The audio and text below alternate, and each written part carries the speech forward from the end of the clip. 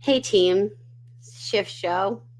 Plan as normally to run this Thursday morning, but I knew I was going to a really special event last night that I planned to talk about at the Show today because it was around habits and some thinking. And so we're just going to hold that till tomorrow.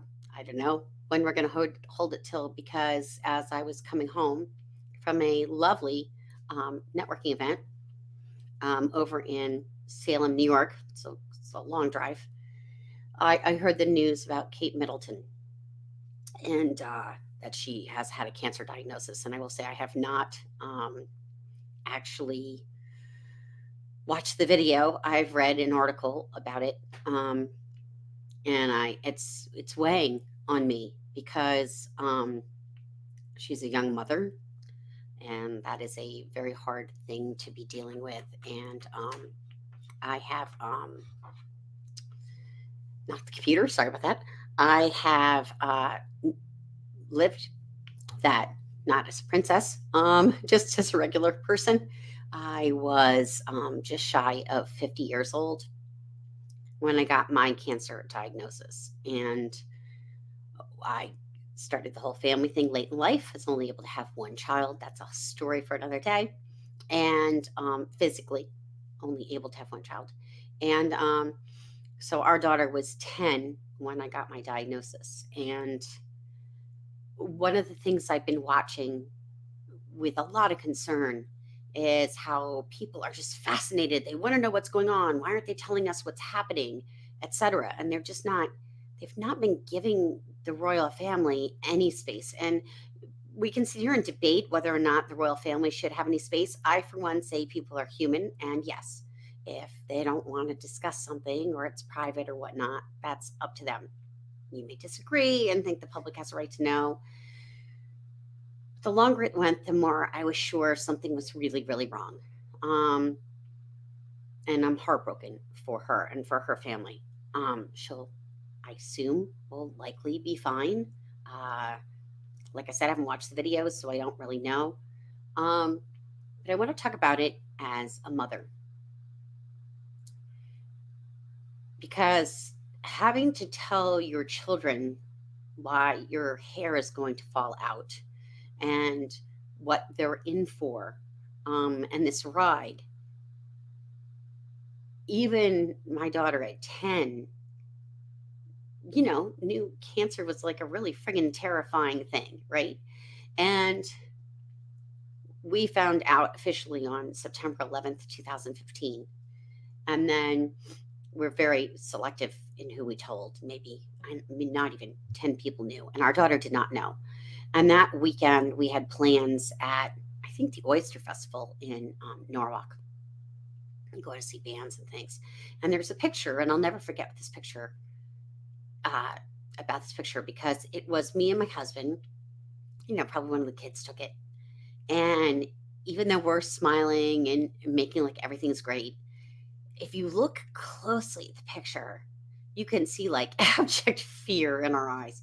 We have no idea what's coming. At that point, we hadn't even spoken with an oncologist or anybody else. Those were all planned for the Tuesday. Monday was a religious holiday. So, the Monday after September 11th. So we didn't meet with doctors or anybody else until the Tuesday.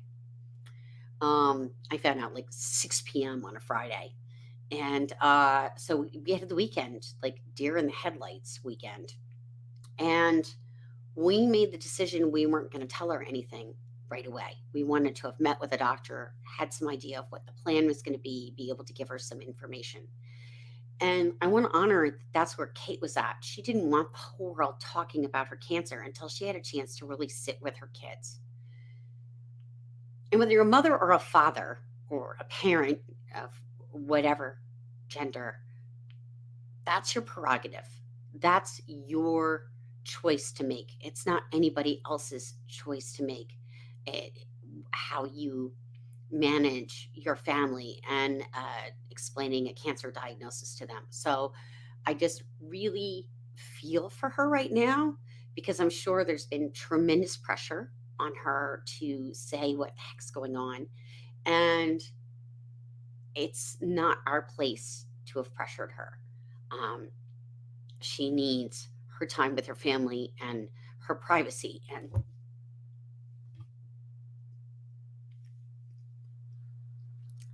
I'm not in the public eye, but I would not have liked having that kind of pressure.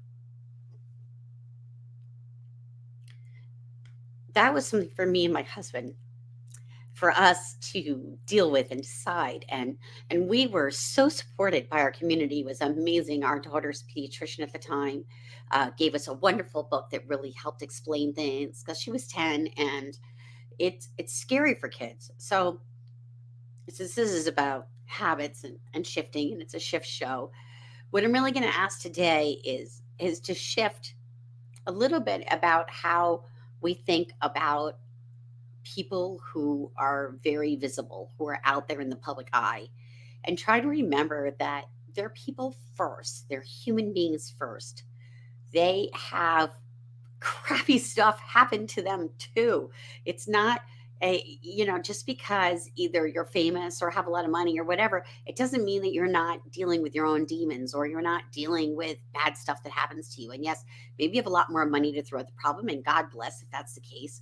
Uh, I didn't suffer through cancer. I was able to take a year off from working. It wasn't easy, but we were able to do that, and give me the space that I needed to get well and to really recover. And actually, it took much more, like 2 years. It was not the easiest of times, but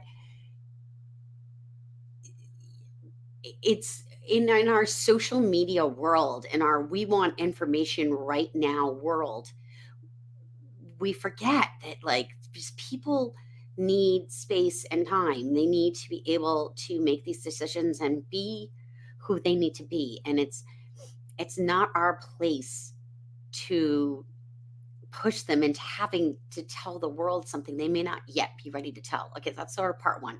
The second part is, let's remember to be kind. And maybe neighbor's going through a tough time, and you could drop off a meal. Maybe maybe you don't even know what's going on with someone behind the scenes, and they're aggravated about something, and they've got something major going on in their lives that they just can't even talk about. I think it's really important that we give people grace, and we allow them to be human. And this isn't my usual topic, because I don't usually sit here and talk much. It's not that I don't ever talk about having had cancer, but I usually like make it a whole thing. And I apologize if I'm being really super heavy, but this is weighing on my heart and weighing on my mind. And I didn't want to let the opportunity go by to say, let's all just try to give each other a little grace, a little more kindness, a little more respect. This is It's that time of year. We're all starting to talk about election season. Everyone's going to have a really differing opinions, and we're going to just need to give everybody a little space and grace, and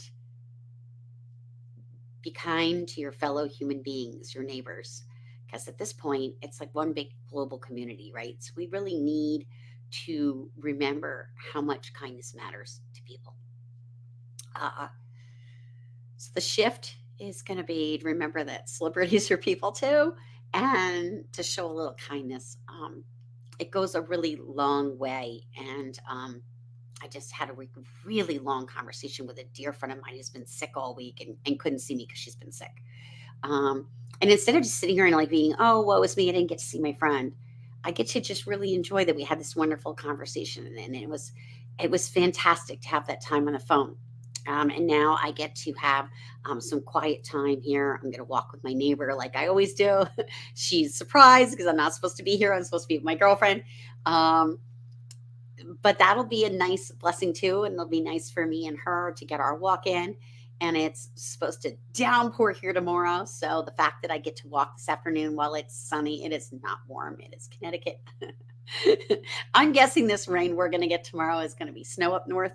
So, you know, things work out, they happen for a reason. And um, you just never forget that kindness really does matter. All right. I'm signing off. And tomorrow I'm going to be here talking about the things I'm learning about habits and reflecting them back so that you all can use some of the strategies that I've been learning.